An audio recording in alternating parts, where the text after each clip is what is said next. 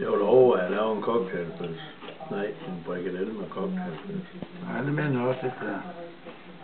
Hvad skal der puttes i frikadeller?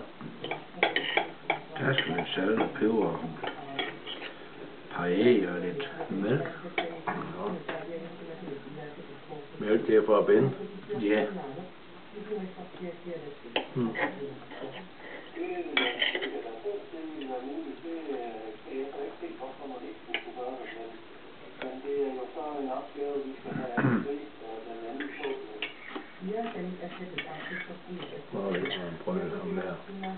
Kunne I lige prøve at tage et glas vin? Jo. Det kan jo nemt. Skål for dem. Skål. Skål med.